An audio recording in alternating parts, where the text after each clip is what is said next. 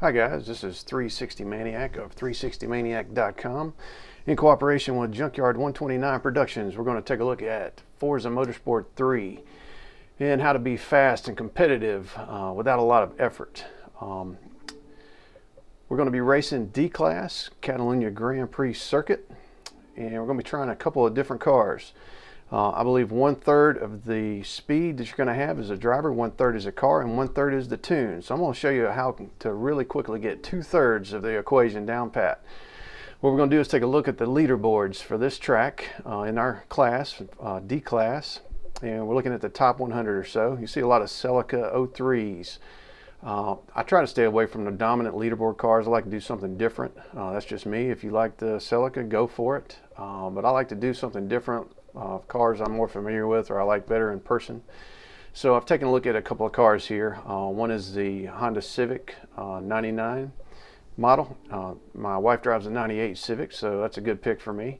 Also looking at the Toyota MRS. This is a mid-engine rear-wheel drive car. It's extremely well balanced and usually has a lot of grip. It's a great car to try out on different tracks. For me, I race this car a lot in Forza 2, so in Forza 3 it's a no-brainer to try it out. So we've taken a look at the leaderboards, saw in the top 100, saw a couple of these cars. So we know these cars are proven on this track and they can be fast enough if we can get the right tune on them. So here I've purchased a Civic, just painted it stock black for now. We'll add a livery to it later. And we're going to try it out, but first we're going to go ahead and take the Toyota MRS. I'm going to buy that model, and we're going to also just slap a factory paint job on it for now. And we're going to be checking that out. Starts in E-Class, we'll be upgrading it.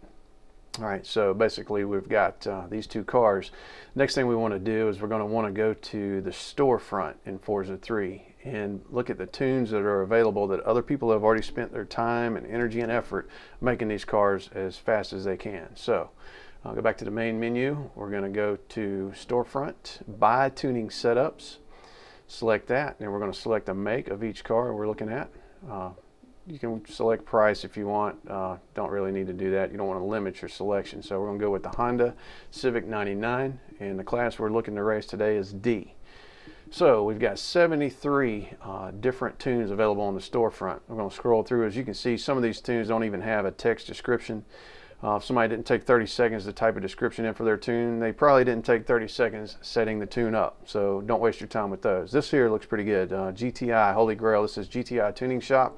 That's a familiar name to me. I know these guys run fast tunes. They build good cars.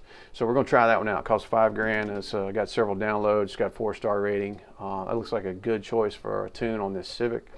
Scrolling through these, nothing really stands out. Nothing grabs me that says try me or this is a good choice. I know that GTI tuning one is probably going to be a workable car, if nothing else. So we're going to go ahead and check that out. These particular cars that I'm looking at, I've got a race that I'm running in a championship.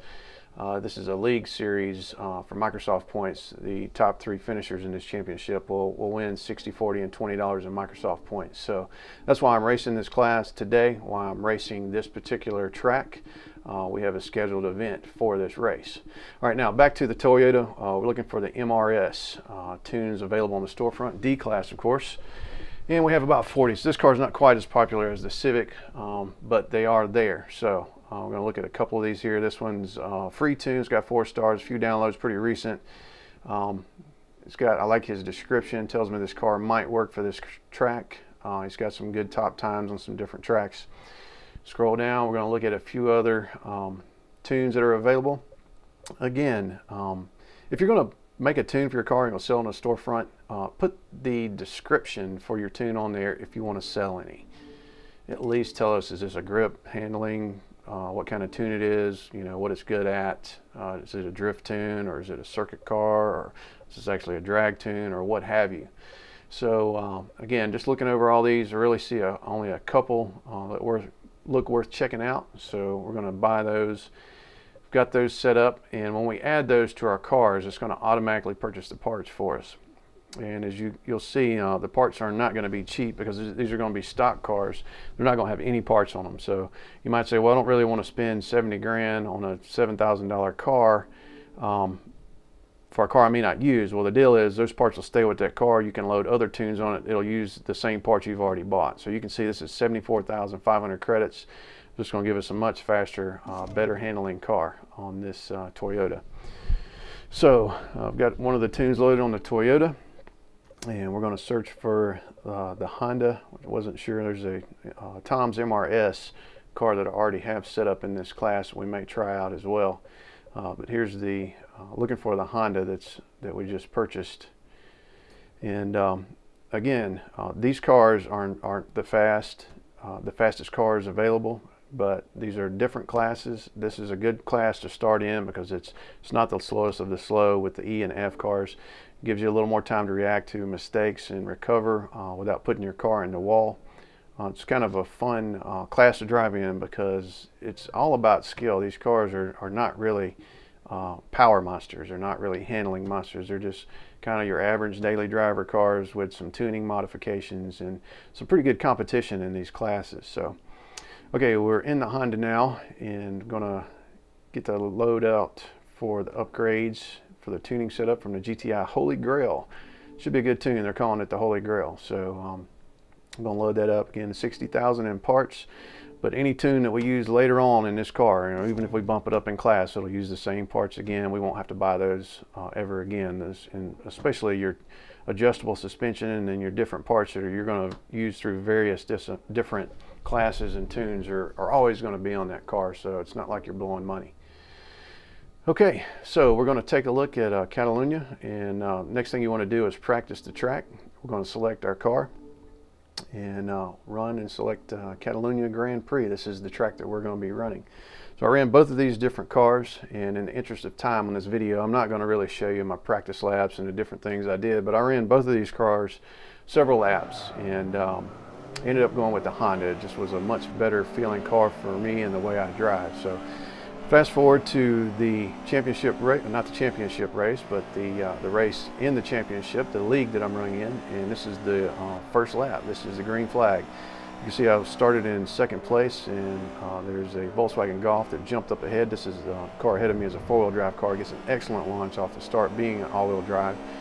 So you'll see in this first lap here, I just kind of stick with this guy, make sure I don't get too close to him and cause any damage to my car. This is a 25-lap race. So it's very important that I do not damage my car, especially early on, because that will cost me a lot of time on every single lap. If I damage my car in the last couple of laps, it's not going to be as much of a big a deal as if I damage it in the first lap. You can see I'm trying to make a pass on him here. This car feels really good. Don't have enough room really to get ahead of him, so I just kind of give him the right of way. And I can see that I'm going to be able to really make a clean pass on him really soon. So I'm just kind of biding my time, just kind of hanging back. You can see the livery that I found on the storefronts on the car now. It's really slick livery.